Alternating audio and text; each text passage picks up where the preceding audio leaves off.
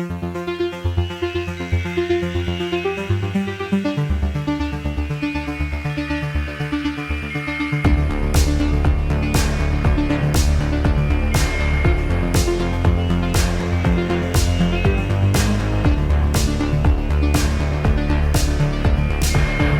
everybody, I'm Patrick. I'm Steven. And I'm Chris. And we are officially 60 movies into our journey to watch every fucking horror movie on Netflix. How do you guys feel about that? 60 movies. It's a big milestone today. It feels like too many and too few at the same time. Yeah, like we've been doing this now. And also it's a big milestone-ish because we're about at our second anniversary of doing the podcast, right? Yeah. We started September 2 years ago, right? Something like that. Or was it 3? I have no idea. I think it was 2. It feels like 3. Does that include the Halloween franchise, that tally? That tally does not. No, that is just horror movies on Netflix that we have watched. It doesn't include Halloween. It doesn't include, I don't know, there were a couple other random episodes in there. So that's why we've done like 62 or 63 episodes or some shit, but we've actually, as of today, watched 60 horror movies on Netflix. Yeah, it takes some effort to come up with that number, so I'm glad that you counted, because we are on, this is our 61st numbered episode, but then we have, I think, 2 or 3 or 4 that were not officially numbered episodes. And then we have outside continuity. And then we have, well, I guess our interview with Neville kind of counts as 14 cameras, but that's, not technically a movie episode. Yeah, I consulted the accountants. We had the impartial law firm standing by holding the briefcase with the official number in it, which I know you guys were paralyzed with suspense for that to be open before we started here. But yeah, the tally's out, cat's out of the bag. And the best movie we've seen so far, La La Land. Huh, get it? Wait, oh. Oh, wow, that took me way too long. Yes, good job. Speaking of cats being out of the bag, we're also joined tonight by a very special guest, Steven's cat, Toby. Yeah, he's just making his rounds, pacing back and forth in Patrick's apartment, exploring everything he can get his paws on. The nature of having a cat in the studio is we could be lying and no one would ever know because cats are silent. That's the best thing about cats. He can be pretty vocal, I don't know. Dude, if he jumped on this table, he would make some noise. You would hear me making some noise. You'd hear me saying, "Hey, get your ass out of here." Now, Steven, spell Toby's name for the listening audience. We've been over this on the show before. Well, it's Tobe. Yeah. He's named after Tobe Hooper, director of the first movie that fucked me up, Texas Chainsaw Massacre. I've been thinking I want to watch that whole franchise this Halloween. I've only ever seen the first one. You only need to see the first 2. Yeah. The second one, it's like a comedy, right? Yeah. Yeah. I'm very curious about that. Anyways, what brings us here enough today, about Patrick? all that. We are here because we all watched A Nightmare. And why did we watch The Nightmare? Because I picked it. It's part of our new formula, which if you haven't listened in a little while, we've got a new formula. We're not doing the A to Z bullshit anymore. We're taking turns picking a movie each episode, and I picked The Nightmare this episode because Chris picked Dead Awake last episode, which had a lot to do with sleep paralysis. And The Nightmare is a documentary all about sleep paralysis, which I've been really curious to watch for a while. Steven had seen it previously. Chris, I know you said it's been in your queue for ages, and it's been in mine for ages as well. Yeah. So it was nice to finally have an excuse to watch this movie. I was shocked that this movie was still on Netflix because I feel like it's been in my queue since I got Netflix. Yeah. Mm-hmm. Yeah, that's where I first saw it. So it's the very definition of a queue it. I think I had it in my queue for like 8 years. Yeah. Finally watched it. Yeah. It's from the director Rodney Asher, who did Room 237, which is the movie about The Shining and all the different weird fan theories about The Shining, which I really want to see now that I've seen this movie. But I don't know. He also directed a vignette in ABCs of Death 2. Oh, that's right. Right, which one did he do? You guys didn't watch ABCs of Death 2. Oh, did we watch one? Yeah, we watched 2 you guys for watched the show. 1 and I watched them both. Oh, okay. Wait, I thought we watched 2 and you watched the first one. Yeah, because it was ABCs of Death 2 and the first one was called The ABCs of Death. Yeah, I think that's right. Doesn't matter. Tell me about the segment I he have directed. no idea. Oh, okay. He directed Q is for Questionnaire. It was about a woman giving someone a questionnaire on the street, and it's intercut with I remember that the one. guy getting his brain put into a monkey. Yeah, I saw that. Into a monkey? Into an ape. Mm-hmm. I don't remember that shit And at it's all. like a guy in an ape suit. Yeah. Right? It was It's kinda great. cheesy looking. Great. Very short, very fun. Anyway, yeah. And this movie, it's a documentary. It's our first... We did, in fact, watch ABCs of Death 2 for the show, by the way. confirmed. Okay, great. But I don't remember the segment in question. So this is the first time we've watched a non-narrative film, I guess. Yeah, it's the first time. Yeah, first time we watched a documentary. Another milestone for today. And although it does have some, creative flourishes in it, it's not a straight-up documentary. No, it's what the Academy would call a nonfiction film, so that they wouldn't have to nominate it for an Oscar. Not that this film would be nominated for an Oscar, but you get the point. Yeah, the basic concept is that we're examining the idea of sleep paralysis by talking to, I believe it's 8 different folks who are actual sufferers of sleep paralysis in real life. And as they tell their stories and their experiences, their nightmares that they've had while experiencing sleep paralysis, we see dramatic recreations of their dreams. Mm-hmm. That's the basic setup. And it starts in very dramatic fashion. Actually, I was hooked from moment one, although it also briefly made me question, wait, is this movie actually about sleep paralysis? Because it's just about this sort of hallucinatory experience this guy had when he was a little kid, where he felt the TV was talking to him and the news anchor was saying, we'll come back for you. And it's engagingly done. I was drawn in by the opening of this movie. There are a couple of segments in it that are not... I was a little confused, especially in the last section of the film. There's one that I don't think was actually a dream. It sounds like the guy is talking about an actual hallucination that he had in waking life. You know what I'm talking about with the blue ghost? Oh yes, yeah. But for the most part, though, it's sleep paralysis. They do veer off a couple times to kind of more, maybe sleepwalking episodes, maybe hallucinations, maybe someone took too much drugs with his girlfriend. Yep. But for the most part, it's sleep paralysis. But I felt like, I don't know, I'd at a disadvantage, I guess, watching this movie because I know too much about sleep paralysis, and I've already spooked myself reading about it on Wikipedia so many times that for the first beginning of this documentary, I was like, all right, yep, it's a thing, sleep paralysis. If I didn't know anything about sleep paralysis, I imagine that this documentary would be a lot more riveting. Yeah, it's hard to say because I knew a fair amount the first time I saw it too. I knew very little. What were some of the things that you guys knew that spoiled it for you to a degree? I mean, I knew that there are a lot of sort of common visions that people have that kind of cross cultural boundaries, which is it's a spooky thing, and it's still spooky the way that concept is communicated in this movie. And I just had a general sense of what it is, what it feels like. I think there was actually a story on Risk several years ago for one of their Halloween episodes that was a direct account of a sleep paralysis dream, but it was told as if it actually happened.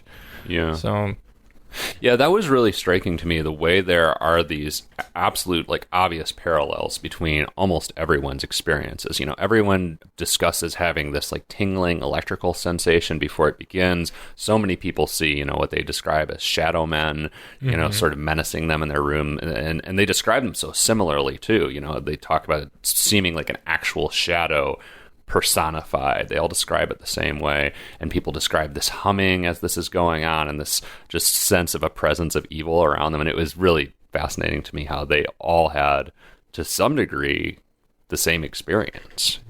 It's almost enough to make you think that sleep paralysis is actually a communication with a different plane of existence, an actual boogeyman. Mm-hmm. And I think the documentary kind of leans in that direction a couple times in encouraging you to think that. But I wish I were that fun. I just can't allow myself to go there. I think that it's just people's imaginations, and it's a medical condition. And I think that when the tropes that appear in these visions are tropes that are in our culture, or maybe they're hardwired into our biology, everyone's seeing claws in their dreams. Well, it makes sense that we have a innate fear of claws, hardwired into our brains in the reptilian center of our heads. Mm-hmm. One issue I had with this movie, I don't even know if I want to call it an issue, because either one of you can poke a lot of holes in this criticism, and I can myself, but I found myself frustrated that there doesn't really seem to be any kind of scientific authority figure or even concept baked into this movie. It's just 8 random people. I don't know how the director found them. I don't know who the guy is that's interviewing them. It's not Rodney Asher, and what his credentials are. No, I don't believe so. I think Rodney Asher's he's a younger guy. Well, that was because Rodney interesting. Asher has actually had experiences with sleep paralysis that he discusses in the movie, and that I also read about in real life. But go ahead, I'm going to look it up. I want to see if he looks like the guy I didn't think that was him, but But that's the point. We don't know who he is really, and he kind of just pops in a couple times late in the documentary as early the interviewer. Actually. That is him. Actually, that is him. Yeah, Oh, that's wow! I his- thought he that's looked his different for face. some reason. No, and it's odd too. Well, and this is a. You should finish your thought, because I've got a whole different tangent about how these interviews are filmed. Well, okay, so one thing I do like about it is that it's just, all right, here's an account from 8 people who suffered from this. For most of them, I didn't really care. Like, you don't really seem, like, one, you seem like you do too many drugs, no wonder you have weird dreams. Or, like, one person actually admits that they lived in an abusive household, and they blame that for it. But for the rest of them, we don't really get a sense of, like, what this actually means in their lives and why they're telling their story. They're like, especially with 8 talking heads in this movie, like, not everyone has a satisfactory arc. Well, yeah. I didn't need a scientific expert in the movie. I don't know. I almost liked that it didn't have that, because it makes the condition more mysterious, and I feel like it leans into a whole different documentary trope if you've got, Dr. So-and-so popping in to explain what sleep paralysis is. I agree with you, but on the other hand, this is where I told you earlier, I feel like you have Dr. Sleep popping in. Yeah, right. This is where I feel the film is like kind of ethically suspect, though I don't think it's like a serious enough topic for me to be upset about it.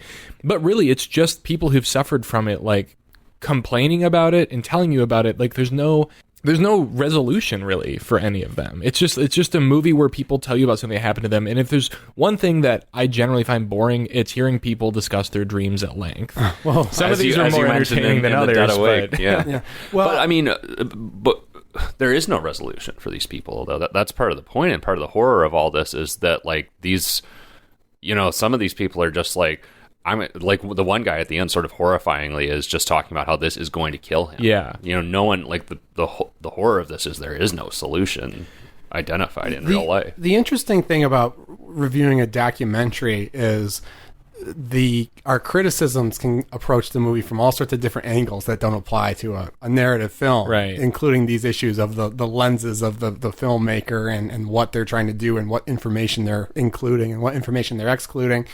Personally, just because, like I've just said, I'm skeptical of the whole thing, I would have appreciated seeing a scientific authority. I think maybe a scientific authority would be useful if the movie's actually attempting to explain what sleep paralysis is, but I don't think that's really the documentary's intention. I think it's really just trying to get us to sympathize with these characters, or these people, I should say, and get us to imagine what it's like to have sleep paralysis and how terrifying it is, and to relate the terror through the visuals and everything. Yeah. Some of those scenes are great. I liked some of the reenactments. Some of them were a little cheesy looking and so like a little too like low budget, or some of the visions sounded a little cheesy. That's true as well. Yeah, I mean, especially like the prototypical like gray alien sequence. I mean, by the admission even of the dreamer, though, like, he was trying to draw, these aliens. They look like traditional, like, Roswell aliens, except their skin is like television static, and they have these big smiles on their faces. Yeah, and he's drawing it for Asher and his crew, drawing what these aliens look like, and he even says as he's drawing it, it just feels so silly to draw this. Like, this is just going to look so silly if I draw it. That's one of the, and I wouldn't say this is a flaw of the movie. I guess it's just one reason that, like, I did enjoy watching it, but I felt like it could have been a little something more.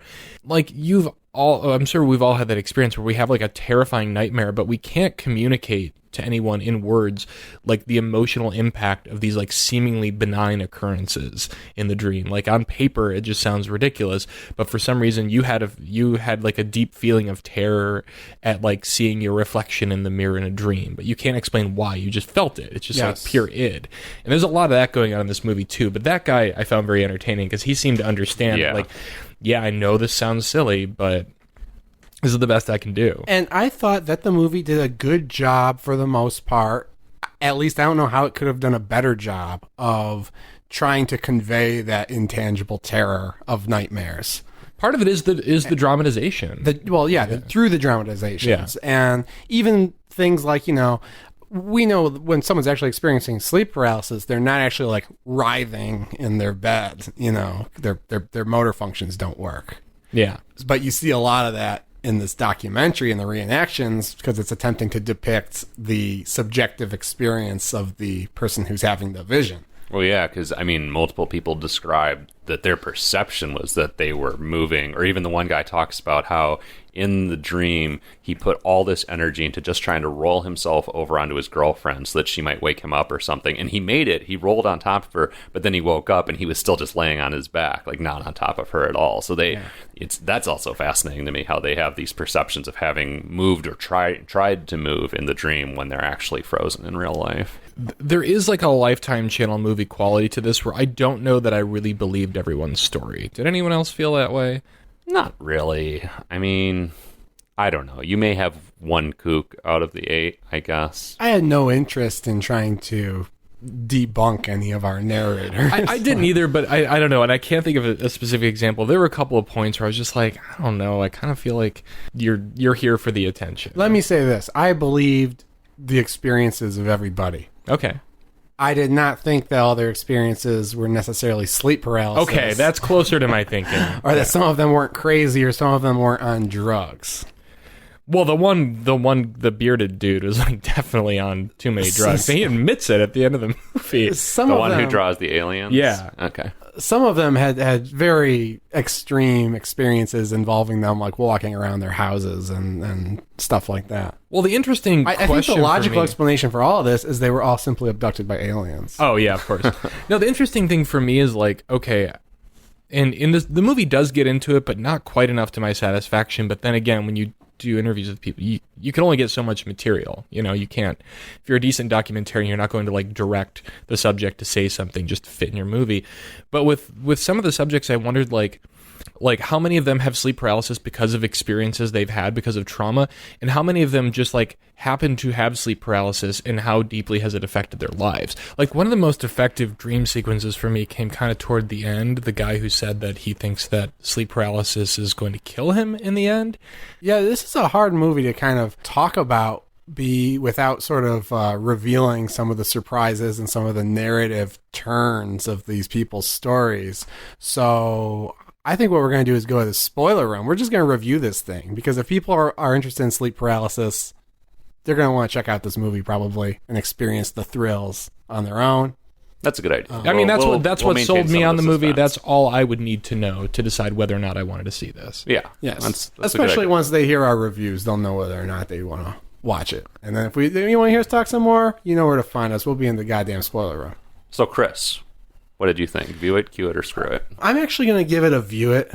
I think it wasn't amazing. It kind of bored me in some places. It kind of dragged. As far as a documentary, as far as what it was trying to do, which is to make a pseudo documentary that really captures the subjective experiences of these 8 terrified people and the spooky things they see at night, I think it does a really good job. It does a really good job of maintaining an atmosphere even in the staged documentary interview scenes. And the visuals are very creepy. There's some good spooks. There's some good scares. There's some things that I'm going to be seeing in the corner of my room tonight as I fall asleep. So if you're at all interested in the subject matter, I'll give it a view it. Or if you're a shadow man yourself and want to see things from, the other side's perspective. That's true. That's true. Steven, view it, cue it, or screw it? I give it a cue it. I liken this film in my mind to an anthology movie just because of its because of the premise. It's 8 different people's stories about sleep paralysis, and like any anthology movie, especially a horror anthology, some of the sequences are more effective than others. Some of the arcs are more interesting and satisfying than others. But on the whole, I didn't like this the first time I saw it. I had a lot more fun when I watched it for the podcast, especially sort of the final act and some of the emotional revelations therein. What rubbed you wrong the first time and what changed the second time? I think the first time I was too hung up on like who are these people? What is this movie trying to say about sleep paralysis? Is it trying to say anything, or does it just think that like this is a hot button topic that people are going to be interested in, and it was cashing in on that at a time when that was something that that people were discussing with more frequency than they had before. And also I studied documentary in college. So like, I'm like, when I see movies like this and I watch a lot of documentaries, sometimes it's really hard for me to separate from analyzing the craft and the motivations, the filmmaker's motivations. So this time around, I decided I'm just going to have fun. I'm going to smoke a little weed. I'm going to pretend that I'm just going to like soak it in and really try and put myself in the shoes of these people and really choose to believe their stories and be immersed in the reenactments of their nightmares. And I had a blast. Nice. It's not a perfect film. It's not a great documentary even, but I don't think it's a waste of time either. Patrick, would you view it, cue it, or screw it? I would give it a cue it. I had some problems with the way this was filmed. Some of the reenactment struck me as sort of cheesy, and I thought in a lot of cases, maybe even most cases, there were just certain creative choices you could have made to make these reenactments a lot more effective. Mm-hmm. I did feel it was a little shapeless as far as it didn't seem... I was gripped to at least some degree by the initial tellings of people's experiences, but as it went on, I didn't feel like there was a lot of forward momentum. I felt like it was spinning its wheels a little bit. That said, it's a very interesting concept that does come off well in many sequences, and there are some very interesting interview subjects. And you know what? This movie, while I didn't necessarily feel it too much while I was watching it, freaked me the fuck out. And this rarely happens to me, but I woke up several times the night after I watched it and was just like in bed hearing the littlest noise and like, oh my God, is that humming noise that people talk about? Am I going to feel the presence of evil around me? Is that thing in the corner of my room a shadow man? Because it's very real. It's so much realer than like your average horror movie because it could happen to you. This one guy tells a story at the end of the movie, towards the end of the movie, about telling his friend about his experience and her texting him a couple days later saying, I hate you. The thing that was happening to you is happening to me now. And he talks about it as a sleep transmitted disease, an STD. And I was like, fuck, did I catch sleep paralysis just from watching this movie? So it fucked with me. It turned out it was effective, even though I didn't feel it being super effective as I was watching it. So I was wondering if maybe... That's in the plus column for it. I was wondering if maybe the movie should have played that up more. Like, this is the most dangerous movie you'll ever see. It could give you sleep paralysis. Yes. I will say sleep transmitted disease is the only note I took during this entire movie. and it inspired me to start writing a treatment for a screenplay. So, hey. Oh, good. Nice. Yeah. Good. But, you know, I think people are going to look back on this movie years from now, and it's going to stand up as a very stark portrait of what life was like around the world before CBD. Well, on that note, let's go down to the spoiler room. If you're not joining us down there, go hit the social media. Follow EHMONcast, EHMON on all your social media app things the that socials, you use. All the them. socials, as we the kids like to call them. And also go on Apple Podcasts or whatever your podcast app is and give us a review. We would like that love, and it helps other people find the show. And if you want to give us some money, we'll take it. Yeah, we'll Bitcoin is preferred. We'll figure out a way to accept that money. We'll take your money, however you want to get it to us. All right, let's go down to the spoiler room, boys. All right. We'll see you soon.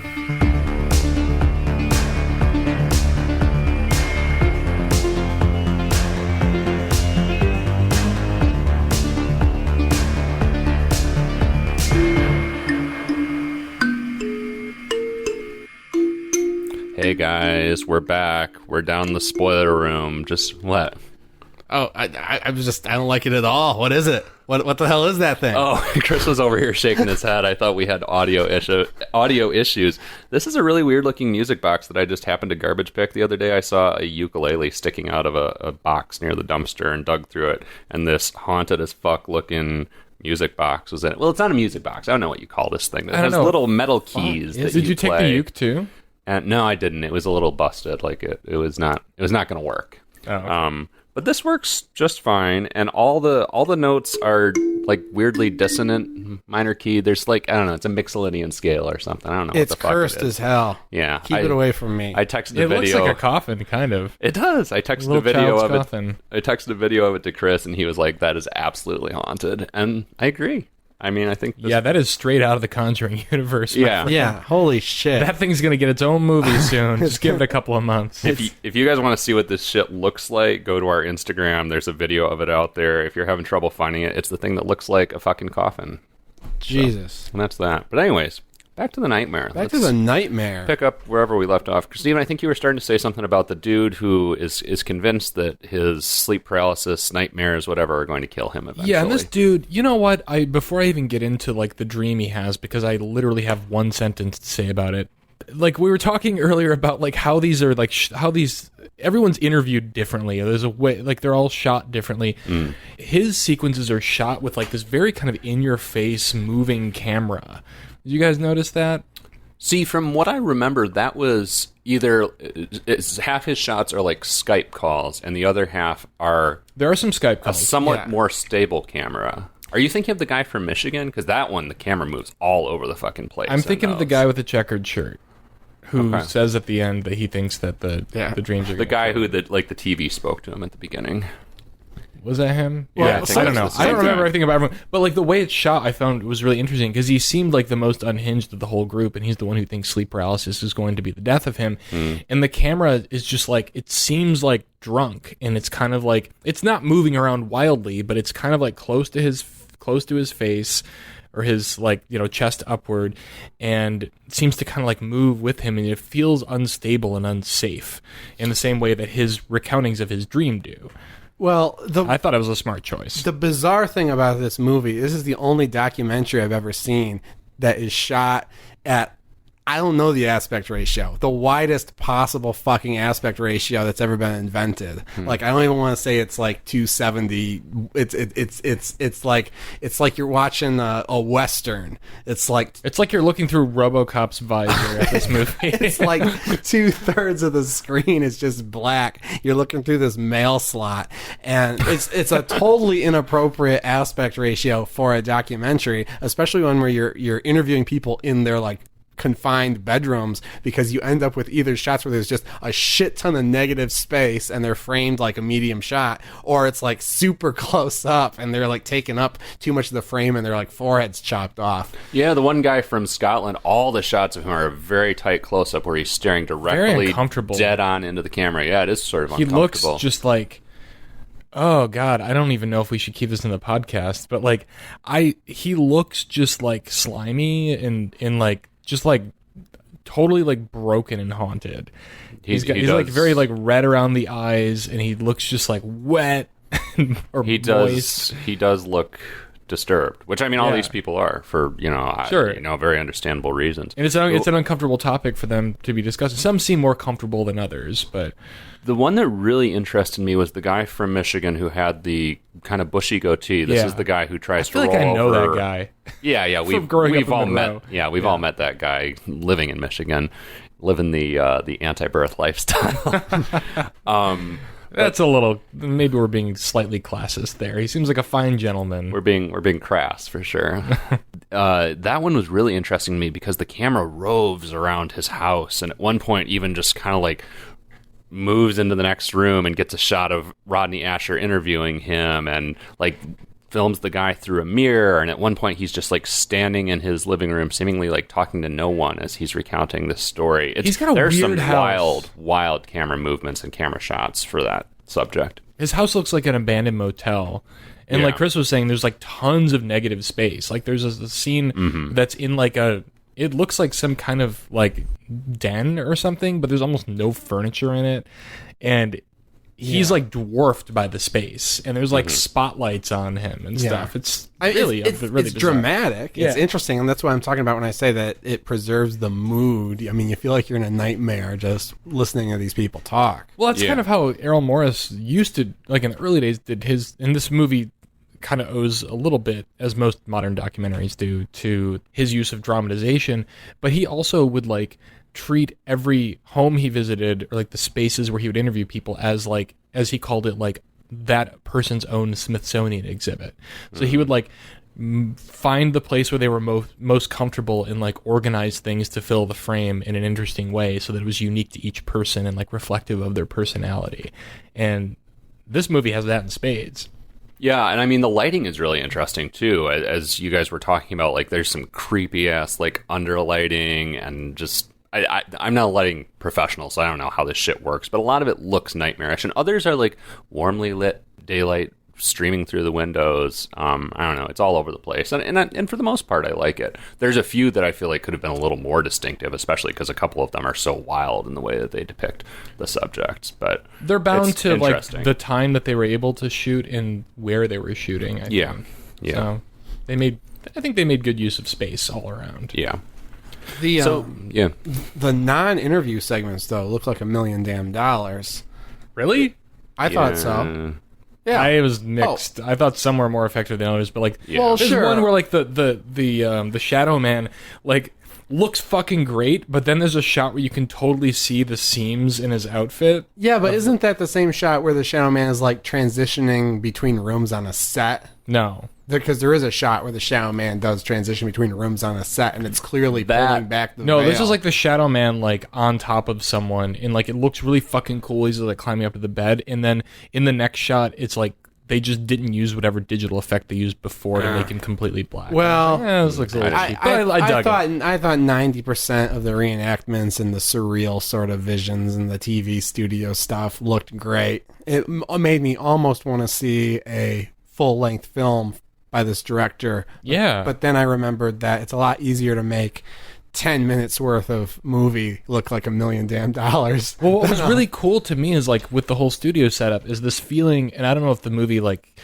I feel like it could have capitalized on this more, the idea that this is like all part of some sort of like shared dream menace universe sort of thing. Like these things are like walking from one person's dream to the other, or they're passing through the studio. Yeah. I didn't like, understand the intention of showing us that side of this production. I thought maybe we were going to get some reactions from the people to saying, "Oh wow, this is amazing. I'm brought to tears because you just depicted what I've been seeing." That's interesting. I really liked that. Yeah, I really liked that shot. It's to me maybe the best shot in the movie because it's beautifully lit, and the way the camera moves is fascinating as the Shadow Man moves from one person in one set to another, and you see him walk through a studio like not a back lot, but the back side of the set, and his costume has changed. But yeah, it has broader implications. It raises questions that it doesn't quite answer as far as what that's supposed to mean. But I would have liked more of that in the movie. To see more shots like that, and to have that become a little more of a running theme, Yeah, totally. and to have the meaning of that articulated a little more. But yeah, I don't know. I was not, on the whole, overwhelmed with those scenes. There were some that were really good. There were others where just the CG was not impressive to Even me. like the TV static aliens, I'm like, I don't know. I feel like there's a way that you could do that on a low budget that would look more dreamlike and cool. It just looks silly. I think they took the static skin a little too literally, but again, you're being described something that's just so out of this world that how do you make it look convincing? Do you ever get this? So like I read a lot of science fiction and fantasy and horror stuff, obviously, and I often wonder, like, sometimes when I'm reading a short story, I imagine I'm directing an adaptation of it in my head, and I hear this really vague description of like a terrifying, like, Cthulhu-like creature, and I'm like, I don't know how I would do that. I would have to hire, like, a really good art director to just figure that problem out for me. I think this movie, I wouldn't say suffered from that a little bit, but I understand that it is challenging to go from somebody describing something that they saw in a dream that they can, like, barely articulate in words to, like, making that a presence on the screen in these reenactments. Yeah, that's got to be for tough. sure. Maybe it would have been more effective if you didn't see so much of those like static monsters. If you saw the guy explaining them, you saw his crude sketches, and he's like, "No, this doesn't do him justice. Not scary enough." And then you just saw the reenactment, but it's like from the close up on the child, and you see like a staticky glow off screen or something. I don't know. Maybe that would be more effective, but that also goes against the whole intention of the movie, which is literally depicting the visions that these people are having. So, and here's my main problem with the way all these scenes are staged in the first place is I did not find, and again, we know that this movie had more of an effect on me in the long run, but as I was watching it, I was not super affected and not super scared. And I think the two things that took me out of it were having the people continue to narrate those sequences as they played out, and also seeing physically like the representation of that person. Like you see them in bed, like frozen still and trying not to breathe. I was like, give me this from that point of view without the narration, and maybe have the person kind of debrief on it after we see that sequence. Right. And I felt like it would be more position, maybe. Yeah, and I felt like it would be more gripping than like having this person in the background being like, oh, and then I saw this. Well, and this is going to sound kind of crazy, but I saw this. It kind of takes you out of it to have this person like kind of haphazardly trying to explain something the way I'm trying to explain this concept right now. I liked it actually. They should do it in VR. Yeah. There's a VR headsets at my job. I don't work with them very often, but I was playing with one day, and there's a game or a application called Face Your Fears. And I was just trying to check it out, but I accidentally like bought and downloaded it. But I think it's hate it when that happens. But from the looks of it, and I didn't actually do any of it, but it looks like it just puts you in it's a video game sort of reality. It's virtual reality, and it puts you like in an airplane that's crashing. It puts you like underwater. An airplane that's crashing. What a horrifying simulator. I know, it's called Face Your Fears. And then there's one... Like, what's the benefit of facing that particular fear? That you'll be okay when your plane crashes? It'll give you less anxiety about flying because you've already been through a crash. And then there's one where that looks like the sleep paralysis. Like there's one where it's like you're in bed and there's like something with red eyes watching you from the closet. Oh, that's horrifying. I know. Except you can still move. Yeah. Well, you can move your head. You can't move your body. It's all point of view. It's like 360 video. Oh. Anyway. Okay. Anyway, I want to try that now. But yes, the Nightmare optimized for Oculus Rift. Yeah, I want to see that. But I thought all the stuff was, I mean, not all the stuff, but there were some visuals. Like I said in my review, this was scary to me. And, any horror movie that leaves an image in my mind that scares me when I think about it is a good horror movie. I agree, because good horror movies are few and far between, and this movie left an indelible impression upon me. I'm afraid of the man with the hat. And I'm afraid the scariest scene in the movie for me is when the guy's sleeping. He has a horrifying dream of a demon with glowing red eyes standing on his chest, talking all kinds of shit. And in a different language. In English to him. Oh, I thought that was the one that was talking about. And then he wakes up to a scream of the girl next to him, just a friend. Yeah, he's sleeping with two women in his bed. Two women completely platonically because they were having a party. I wanted to know so much more about that situation. I ran that back. I was like, wait, why are these two women in your bed? It's neither here nor there. But she wakes up screaming because she just had sleep paralysis or a night terror of a cat with red eyes on her chest looking at him and talking shit in a language she couldn't understand. And that was one of the good visuals to me. That was a memorable horrifying. Visual. Yeah, horrifying. My hair standing on end talking about it. And one of the things I think that unnerves me so much about some of this stuff, I was so glad that they actually made a reference to the Mothman. One of my greatest personal fears. I'm fucking terrified of the Mothman. Did you face that in that VR game? Is there a Mothman simulator? If there were, oh man. Oh my God. Anyway, but they're like, and they're like, the scariest thing about it is that it's just watching you. And I'm like, that's the scary thing about the Mothman. He just watches. Right. Why is he watching? Why? What are his intentions? Michael Myers comes at you with a knife. You know his intentions. You just run away. You know what? The scariest thing about this movie, Rodney Asher, what are his intentions? He's just watching these people. He's just listening. What's he about? I think the intentions are clear. He's just trying to create a little entertainment product that spooks you out. Yeah, I ended up feeling like pretty bad for some of the subjects, though. I don't know if this documentary is made, it's not a philanthropic effort, nor should it, because that would also be an ethical problem. There's probably no doctors in this movie because all the doctors... No, one guy does see a doctor and get medication. Right, I think but there's no one on camera because probably all the doctors they came in contact with, no, do not interview him about these experiences. He has a psychosis. You're going to make him worse. He'll never shut up. There's also a whole segment of the film where they talk about, their experiences trying to get professional help, and how most of the time what they're met with is the professional just saying, as one person says, direct quote, "That's really messed up." Like, he was trying to talk to his therapist about it, and he or she kept changing the subject. And the guy tried to keep the therapist on point, and the therapist just finally goes, "Yeah, that's really messed up." Like, they had nothing to offer him, you know? You guys know what's really messed up? What? I kind of wish I could have sleep paralysis at least once. Oof. I love nightmares. I'd love to have them. I know, like, I feel as terrified as one should during and after a nightmare. And I've had nights where I wake up and I don't realize, I guess it is kind of like sleep paralysis. I think that the nightmare was reality and I'm trapped in bed and I can't move. And then I go back to sleep and the nightmare resumes, and then I wake up and rinse and repeat. But it's great for the imagination. Like, as a creative person, like, this stuff is good fuel for me. And I like the feeling of being scared when it seems like we live in an age where, like, we've figured everything out. Like, our science has taken us as far as it can possibly go, or pretty damn close to it.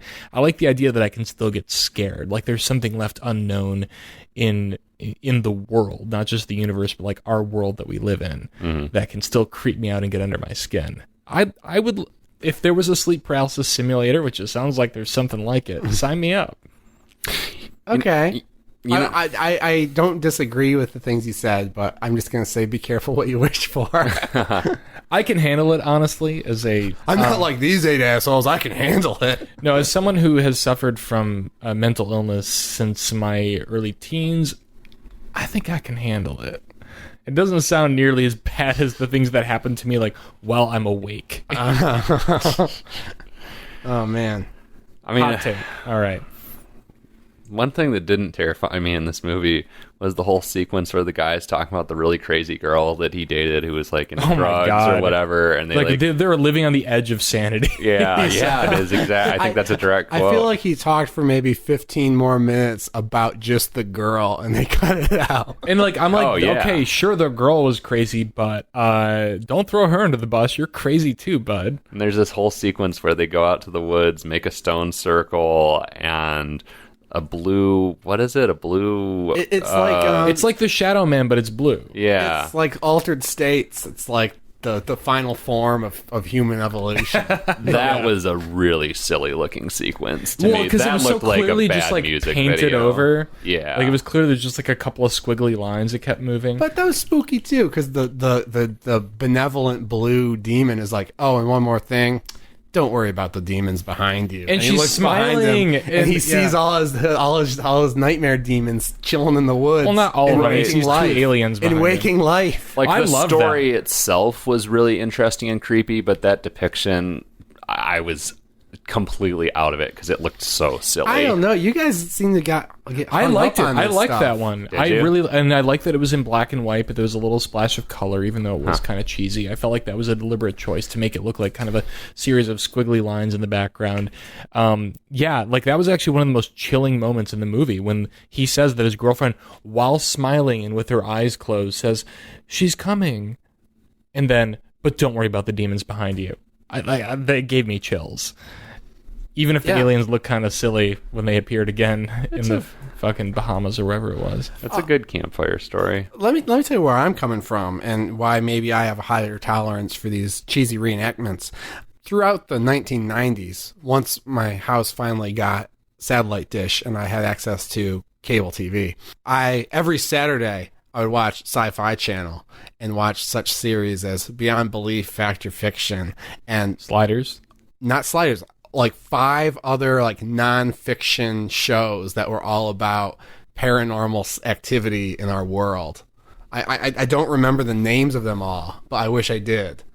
Shows with names like... I miss those days of television, like, especially the Sci-Fi Channel. Like Encounters of the Unknown and stuff like that, where it'd always be the same, like Unsolved Mysteries type stuff, where there's like one guy and he's like, "You won't believe what happened to this girl in Arizona," and then it cuts to a reenactment of her like seeing her dead grandma in the cemetery, and oh my god, all 100% cheesy. And there was a year when it was like terrifying. all Chupacabra stories. Oh, Chupacabra. Highway 666 was my favorite. You ever heard about Highway 666? Have you heard about Highway 666? No. All right, I'm going to tell you about Highway 666.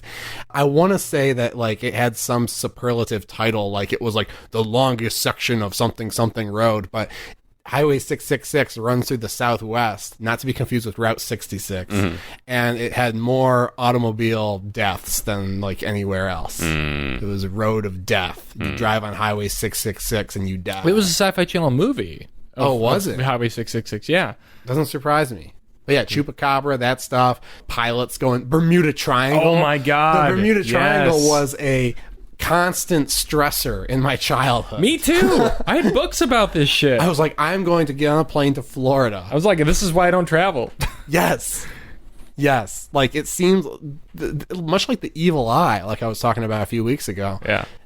It's these little, like, niche paranormal trivia bits that had such an outsized influence on my upbringing. Like, I thought that they were, like, things to worry about. The Bermuda Triangle. What is it? What happens if you fly there? Sounds like hell. Anyway, so when I see a couple people in a movie and there's some CGI effects that look like dog shit and there's a demon talking to him from the woods, I'm like, yeah, I feel at home. Terrified. Love it.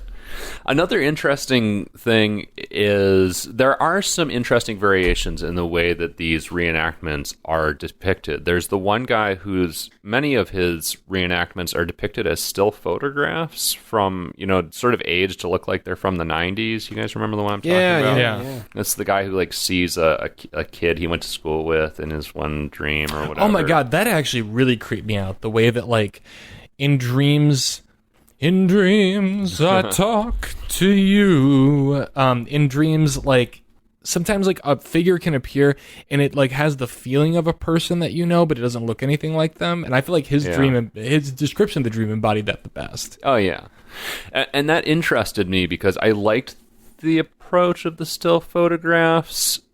I didn't feel they were necessarily that effective in depicting his story, but I still liked the variation in the way these things were being depicted, but it also seemed like a little kind of too little too late because everything else was shot in fairly similar fashion up until that point. And then about halfway through the movie we get the first of these series of still photographs, and I would have, because as we talked about, like the way the individual interviews are shot are so different, and we appreciated that, and I like the idea of kind of shooting each person's dreams in a noticeably different way. Yeah. You could have had one be claymation. Yeah. You could have had one be found footage, surveillance camera. Yeah.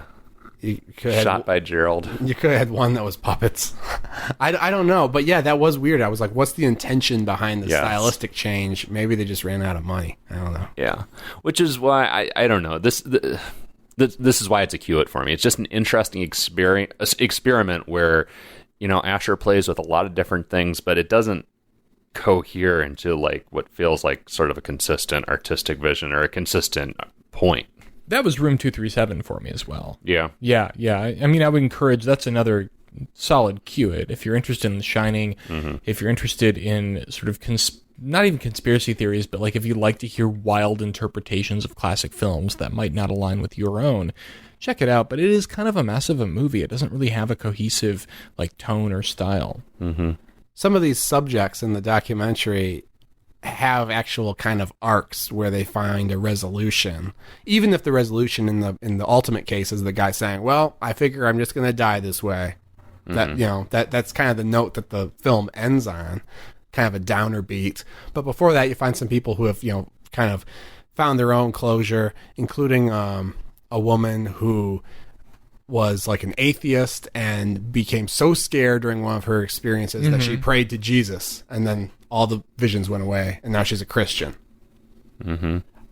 I need to offer a counterpoint to that, because I had a friend who experienced real sleep paralysis and was visited by a demon that was terrifying, and she was also atheist, and on one occasion this demon scared her so much that she started reciting a prayer in her head, at which point the demon started laughing and crossed himself as if to mock her. Wow. So it just made the vision more terrifying in her experience. So try it if you have sleep paralysis, but your mileage may vary. It may make your nightmare more scary. That was a nice rhyme. I liked it. Yeah, thank you. Wait, I forget, did her sleep paralysis go away overall after that. Yes. Was she the one who's like a vlogger now and doesn't want to talk about her sleep paralysis? Which I thought was interesting because in Dead Awake, our hero became a vlogger. Yeah. I think they must have watched this before they made Dead Awake. I think it's just such a common trope. I mean, like, I'm writing a screenplay with somebody right now where, like, I've had to argue not for one of the characters to be a vlogger because it's just such a convenient trope. I don't know. Yeah, it is a big thing. I mean, it's a horror movie. They might have seen this.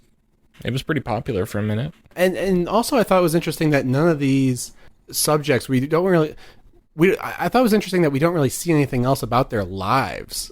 You know, we don't even know if they're married. They all have like pretty nice places, and I'm like, what do you do? Like, you seem like you're. I mean, I was gonna say you seem like you're paralyzed. I mean, like literally, they have sleep paralysis. I'm like, what? How do you like function? Like, how are you now? Like, it's kind of like in It, where like the kids all grow up to become like extremely successful in spite of the trauma they suffered as children. Well, I wasn't that focused on where they were being interviewed, so I didn't get that impression. I thought that it looked like the opposite. Like these people have all grown up to live half lives with no loved ones because their lives are so fragmented by the sleep paralysis experience. Because you don't really see, like, I would like to have had a guy get interviewed on his couch and his 2 kids are like playing with blocks on the floor, and he's like, "All right, yeah, I have a family, but let me tell you the real shit." I tell At least him one of them monsters got aren't- married. I tell these kids monsters aren't real. I'm here to tell you they're real. Yeah, I mean, I'm intrigued by how some of these people are able to carry on like normal lives or relationships at all, especially relationships. Like if you have somebody sleeping next to you and dealing with you going through this on a regular basis.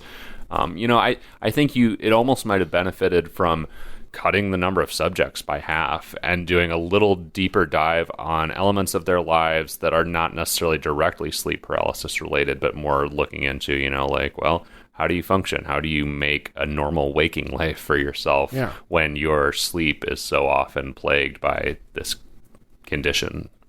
I can think of a couple of ways this could go. One, if you're only going to film these people in their homes, film them in their bedrooms. I think like only one subject is filmed in their bedroom, but like film them in their bedroom, like the place where they're most vulnerable. If you want to make the movie that's sort of like insular and not explore their lives outside of sleep paralysis, like that would be a really cool and smart artistic choice.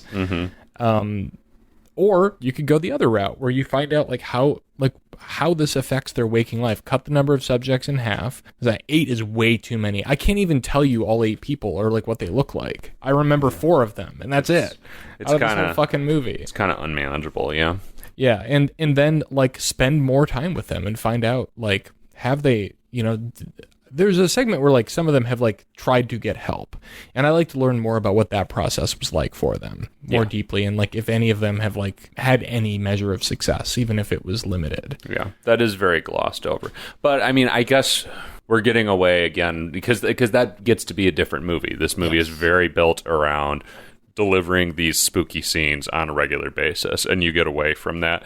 I don't know, that almost might to its benefit. That's what it sets out to do, and it does a good job. It doesn't really aspire to be that much of a documentary. You know what? That's okay. I've read, and Patrick, we talked about this earlier. I read a lot of like capsule reviews that said this movie was like ethically suspect, and I was like, well, I agree that it is on like in some level not maybe suspect, but that like I think it'd be more interesting if it included more actual like science, not in a heavy-handed way, but the movie does seem to aspire to make a horror movie out of real people's trauma, now that I think about it. And I mean, I don't think that was necessarily the intention. I don't know that anybody was hurt in the process, but I really wish the movie were more than that.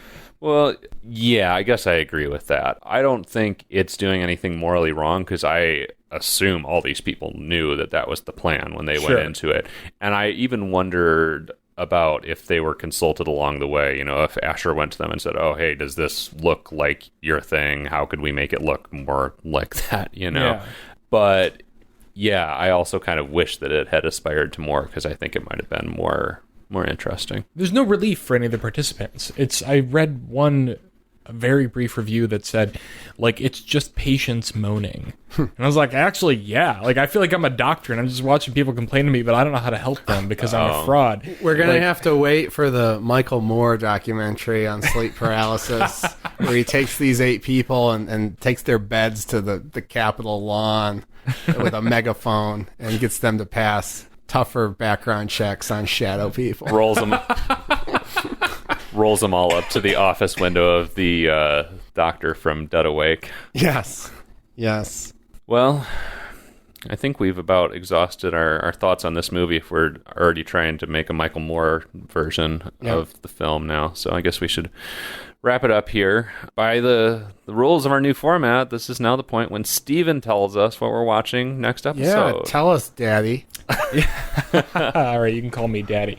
So I've had we can call Steven Daddy. There's a new hashtag. I've had some good gin this summer in addition to many other beverages, but I haven't really seen a good gin in the movies in a while. So we're going to watch Under the Shadow from 2016. It is a UK film in Persian about a gin. And the way I came about, I've heard this movie mentioned a couple of times on Shockwaves and other podcasts, and it has a 99% on Rotten Tomatoes, and I had never heard of it until I actually looked this damn thing up. But I've been reading this short story collection by a writer from New Orleans called Nathan Ballingrud, and he wrote a story called The Visible Filth that was made into a movie this year by the director of Under the Shadow called Wounds, and also starred Dakota Fanning, and I don't think it's ever coming out, and I'm kind of upset about it. So I looked it up and realized it was made by the guy who made this movie that I've been wanting to see for a while that is miraculously on Netflix, and if you live in Michigan, will be playing at the Michigan Theater in October. Oh, wow. Yeah. Wow, what do you know? What do you know? Very weird that a movie from 2016, and you Google it, and it says it's playing at a theater near you. So we're going from Shadow People to Under the Shadow. Yeah, I guess that's the key. Yep. I hope Jay shows up to deal with the gin. If he does. Maybe we'll find the new Jay Maybe. in this film. Maybe. I mean, can Jay ever really be replaced, though? No. Well, if there is a new Jay, we'll find out next time. Thanks for joining us. Don't forget to check us out online, everyhorrormovieonnetflix.com. Hit us up on the socials, EHMON and leave us a review on your podcast platform of choice. And you'll us. Oh, well, yeah, you can also troll us. That's true. If you do, Chris might troll you back a little. And if you want to send us money, address that directly to Steven, who's going to post his personal address on all our social media tomorrow. Right? Yeah, if you want to find me on Facebook, send your funds to me directly. I'll make sure that they're distributed evenly amongst the crew. Yes, it'll be a very fair distribution. Thanks for tuning in for Every Horror Movie on Netflix. I'm Patrick. I'm Steven, and also I'll chime in for Toby, I guess. And I'm Chris, as always. We'll see you next time.